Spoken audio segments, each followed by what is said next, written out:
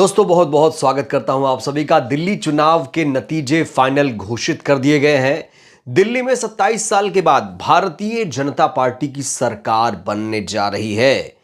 पिछले 10 सालों से आप जानते हैं कि दिल्ली में अरविंद केजरीवाल की सरकार थी, एंटी इनकम्बेंसी था। यहां पर माना जा रहा था कि इस बार सत्ता परिवर्तन होगा, लेकिन इतना बड़ा परिवर्तन हो जाएगा ये किसी ने सोचा नहीं था। कहा जा रहा है कि चुनाव में धांधली हुई है, गड़बड़ घोटाला हुआ है। कई लोग कई तरह के आरोप लगा रहे हैं। इस बीच राहुल गांधी ने नतीजे घोषित होने के बाद एक बहुत बड़ा ऐलान किया है। आपको बता दें कि दिल्ली में भारतीय जनता पार्टी को 48 सीट, जबकि आम आदमी पार्टी को 22 सीटें मिली हैं। दिल्ली में 70 विधानसभा सीटें हैं और बहुमत के लिए चाहिए 36 सीटें। पूर्ण बहुमत से सरकार बनाती हुई दिख रही है भारतीय जनता पार्टी। दिल्ली चुनाव में कांग्रेस पार्टी 10 से 15 सीटें उम्मीद कर रही थी, लेकिन दिल्ली चुनाव में कांग्रेस पार्टी को कोई भी सीट हासिल नहीं हुई। अगर आपको दिल्ली चुनाव समझना है तो आपको मुस्तफाबाद सीट को समझना पड़ेगा। इसी सीट को अगर आप समझ गए तो आप पूरे 70 सीटों का जो समीकरण है वो आसानी से समझ जाएंगे। मुस्तफाबाद को आप देखिए मुस्तफाबाद में मेहदी अली कांग्रेस पार्टी के उम्मीदवार थे, ताहिर हुसैन एआईएमआईएम के प्रत्याशी थे, आदिल खान आम आदमी पार्टी के उम्मीदवार थे। तीनों उर्दू नाम वालों को कुल वोट 1,12,874 वोट, यानी तीनों जो मुस्लिम उम्मीदवार हैं इन्हें 1,13,000 वोट मिले हैं। वहीं बीजेपी के मोहन बिष्ट को 85,215 वोट मिले हैं। यहां साफ तौर से मुसलमान वोटर जो है वो बंटता हुआ नजर आ रहा है। आम आदमी पार्टी के पास गया, एआईएमआईएम के पास गया और कांग्रेस पार्टी को भी उसने वोट दिया। एआईएमआईएम नेता असदुद्दीन ओवैसी ने उम्मीद किया था कि ओखला सीट और मुस्तफाबाद सीट वो जीतेंगे। ओखला सीट पर भी ऐसा ही हाल है। ओखला सीट पर आम आदमी पार्टी ने जीत हासिल की है। सोचिए, अगर मुस्तफाबाद में तीनों उम्मीदवार मुस्लिम नहीं होते तो खेल पलट सकता था। यहां कांग्रेस पार्टी जीत सकती थी, यहां एआईएमआईएम जीत सकती थी, यहां पर आम आदमी पार्टी भी जीत सकती थी। कांग्रेस के हार का कारण कहा जा रहा है गठबंधन ना होना। जिस तरीके से इंडिया गठबंधन में बिखराव हुआ वो एक बहुत बड़ा कारण था। अखिलेश यादव भी दिल्ली में चुनाव प्रचार तो करने आए, लेकिन वो राहुल गांधी के मंच पर नजर नहीं आए, प्रियंका गांधी जी के मंच पर नजर नहीं आए।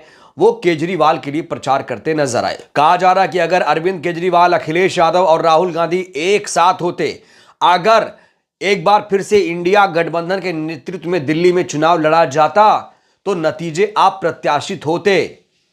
बीजेपी का यहां पर सुपड़ा साफ हो जाता, क्योंकि वोटों का बंटवारा किस तरीके से हुआ है यह समझने के लिए मुस्तफाबाद सीट ही काफी है। तो कुल मिलाकर राजनीतिक जानकार ये कह रहे हैं कि अगर इंडिया गठबंधन साथ होता, अगर केजरीवाल और राहुल एक साथ होते तो बीजेपी यहां पर चुनाव हार जाती। उसका जो सपना था चकनाचूर हो जाता। दिल्ली चुनाव को लेकर राहुल गांधी ने किस तरीके से एक बड़ी बात कही है। नतीजों को लेकर वो निराश नहीं है।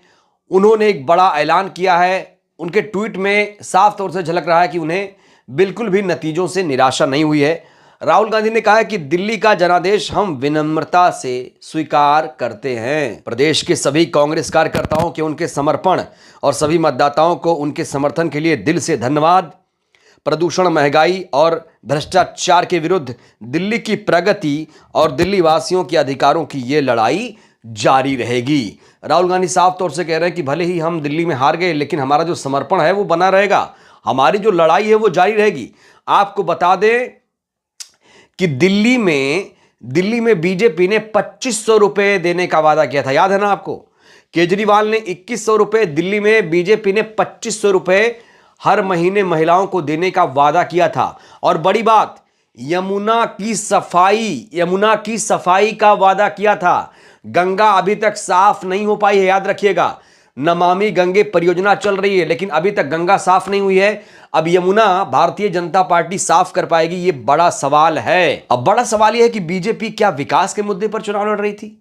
कहा जा रहा है कि बीजेपी जो है वो धर्म की राजनीति कर रही थी यहां भी, क्योंकि यहाँ जब भी चुनाव हो रहा था, रैली हो रही थी, जय श्री राम के नारे लगाए जा रहे थे और राम को लाए हैं, उन्हें ही लाया जाएगा। और दिल्ली में बड़ी बात, एक और बड़ी बात यह है कि मुसलमान उम्मीदवार बीजेपी ने नहीं उतारा था। तो बीजेपी ने यहां साफ तौर से एक संदेश दिया है कि उन्हें मुसलमानों का वोट नहीं चाहिए। और बीजेपी आज से नहीं, कई चुनावों से ऐसा कर रही है, एक प्रयोग कर रही है, वो मुसलमान उम्मीदवार नहीं उतारती है। मुस्तफाबाद में आप देख लीजिए, 3 प्रत्याशी मुस्लिम थे, लेकिन बीजेपी ने वहां से मुस्लिम कैंडिडेट नहीं उतारा। अब दिल्ली में क्या करेगी? दिल्ली में बीजेपी क्या विकास कर पाएगी? क्या यमुना साफ कर पाएगी? ये बहुत बड़ा सवाल है।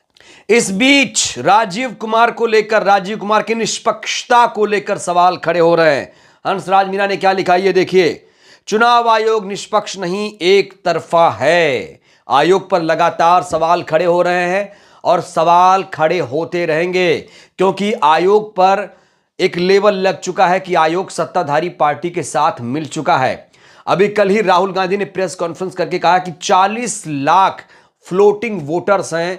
फ्लोटिंग वोट मतलब कि ये वो वोटर हैं जो महाराष्ट्र में वोट डाल चुके हैं, हरियाणा में वोट डाल चुके हैं और दिल्ली में इन्होंने वोट डाला। ऐसे आरोप राहुल गांधी ने लगाए हैं। तो बड़ा सवाल यह है कि जो चुनाव हुआ था कितना निष्पक्ष था, काउंटिंग कितनी निष्पक्ष थी, इसको लेकर लोग सवाल पूछ रहे हैं।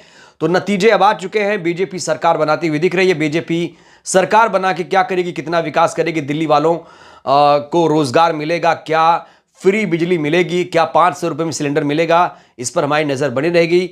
बहरहाल इस वीडियो में इतना ही। दिल्ली चुनाव के नतीजों को लेकर आप लोग क्या सोचते हैं, आप लोग भी अपनी राय दीजिए। बहुत बहुत शुक्रिया।